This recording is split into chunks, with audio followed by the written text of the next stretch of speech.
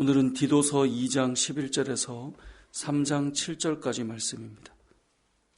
우리는 디도서 말씀을 볼 때 처음에 제일 먼저 보았던 것이 사람을 세우는 것을 보았습니다. 그러니까 디도서 말씀이 목회서신이라 그랬잖아요. 그러니까 목회자가 해야 될 일이 무엇인가? 사람을 세우는 것. 그래서 그냥 사람이 이렇게 성숙하는 것이 끝이 아니라 직분자로 이렇게 세워지는 것을 우리가 1장 처음에 말씀이라는 것을 보았고요. 그 다음에 디도서 말씀을 통해서 본 것은 교회 안에 거짓 교사의 잘못된 가르침을 막을 수 있어야 된다라는 것이었고, 더 나아가 어제 본문에서는 그걸 막는 게 전부가 아니라 바른 교훈이 잘 들어가고, 그러기 위해서 가르치는 자는 믿음의 본이 돼야 된다라고 하는 것까지 우리가 보았습니다. 자, 여기까지 우리가 보면서 교회는 어떻게 성숙해 가고 사람이 세워지는가를 보게 되는데, 이것까지만 보면 철저하게 우리가 인격을 수양하고 우리가 노력하고 애쓰는 이야기처럼 보여질 수 있습니다.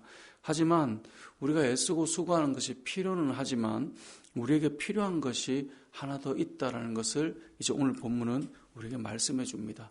여러분, 우리가 경건해지고 또 성숙해지고 그리스도를 더욱 닮아가기 위해서 애쓰고 수고하는 거룩한 훈련이 필요하지만 그 위에 한 가지가 더 필요한데 그것이 무엇인가? 오늘 보면 12절에 그것을 말씀하고 있는데요. 2장 11절에 보면 이렇게 말씀합니다. 모든 사람에게 구원을 주시는 하나님의 은혜가 나타나.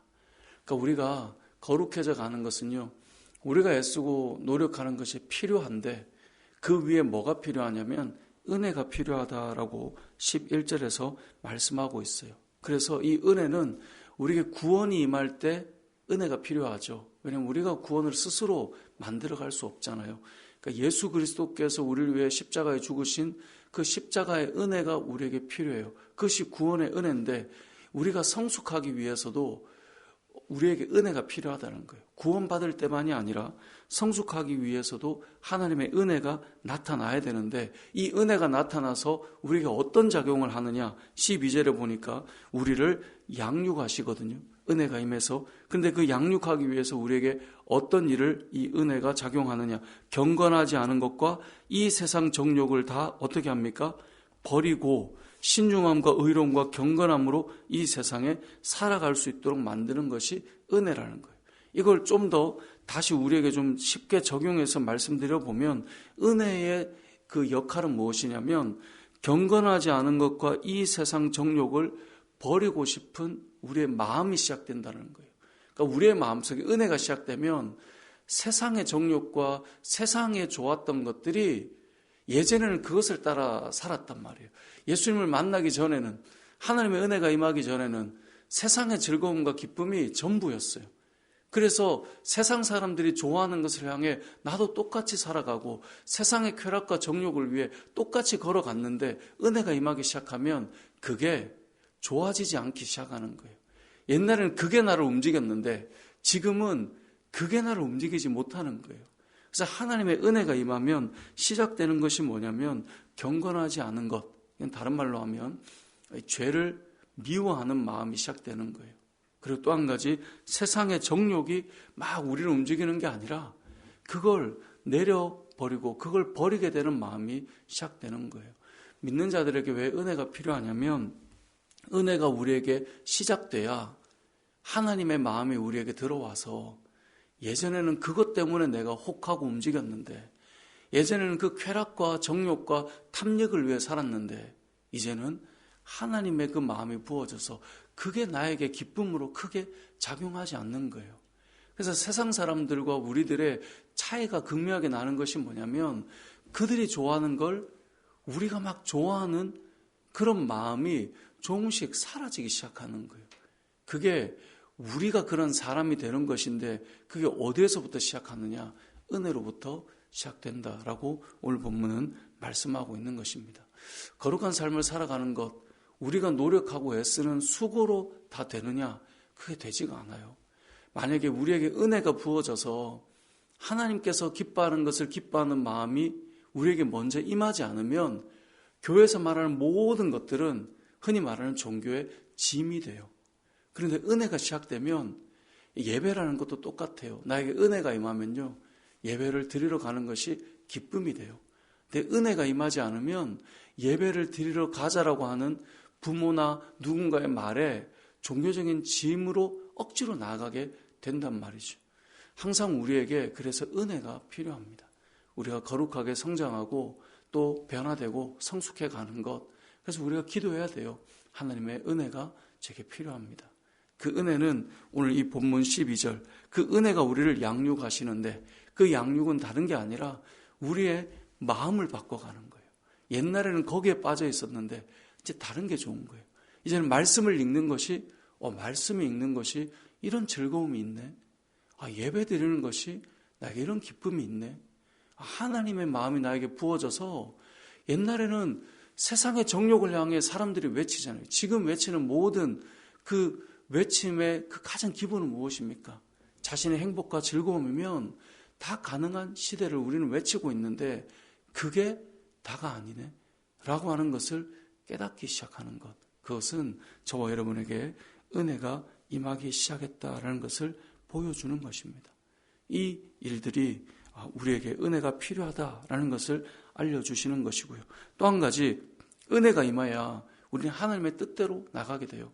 3장 1절에 보면 너는 그들로 하여금 통치자들과 권세 잡은 자들에게 복종하며 순종하며 모든 선한 일을 행하기를 준비하게 하며, 하나님께서 우리에게 말씀하세요.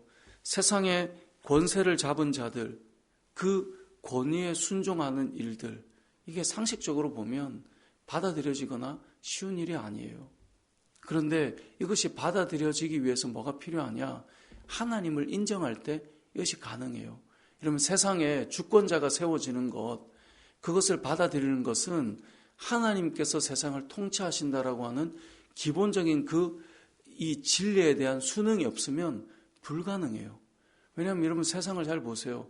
우리가 투표해서 우리가 사람을 세우잖아요. 우리가 하고 우리가 움직인다라고 늘 믿는단 말이죠.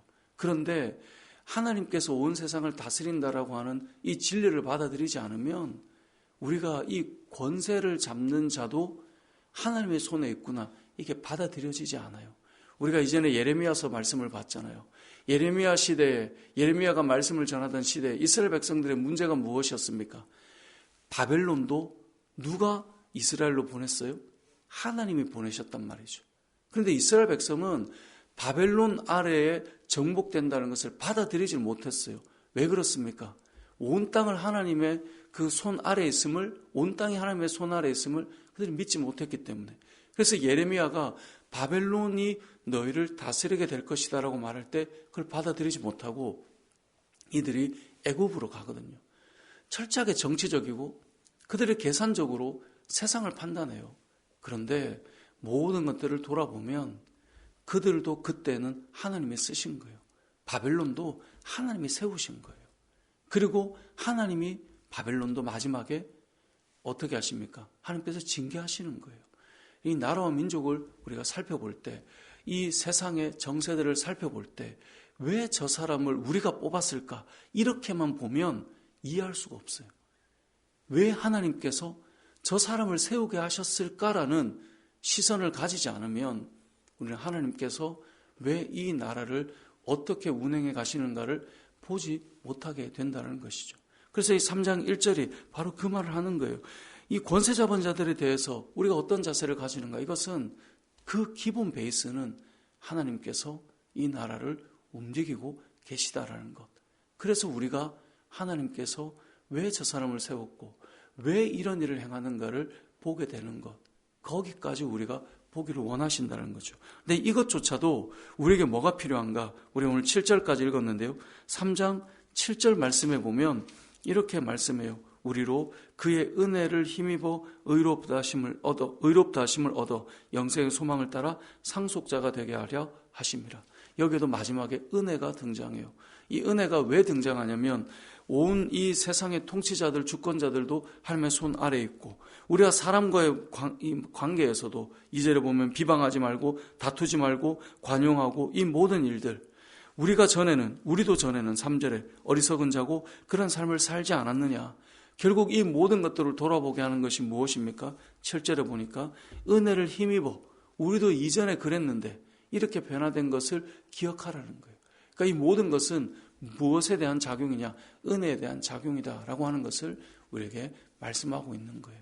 디도서는 목회 서신이라 그랬어요. 목회자가 어떻게 목회를 해야 되는가? 그 말은 교회가 어떻게 세워져 가는가를 보는 것인데 사람을 잘 세우는 것이 필요하고요. 거짓 교사들이 등장하지 못하도록 주의해야 되고요. 바른 교훈을 통하여서 각 사람들이 성숙해 가야 되는데 이 모든 것 위에 은혜가 필요하다. 오늘 이 말씀을 우리가 꼭 기억했으면 좋겠어요. 저에게도 여러분에게도 필요한 것은 은혜입니다. 은혜를 통해 내가 무엇을 기뻐하는 마음을 가지게 될 것이고 무엇을 싫어하는 마음을 가지게 될 것인가. 이것은 다 은혜가 작용할 때 가능해요. 저도 여러분도 우리 교회도 하나님이 기뻐하지 않는 것 기뻐하지 않았으면 좋겠어요. 하나님이 기뻐하시는 것 그것을 기뻐하는 삶이 되었으면 좋겠어요. 이 세상을 바라볼 때도 하나님의 시선으로 세상을 바라볼 수 있었으면 좋겠어요. 하나님 왜 지금 이런 일이 세상에서 일어나고 있습니까? 물을 수 있는 것 하나님의 은혜가 부어져야 그런 질문이 가능한 거예요.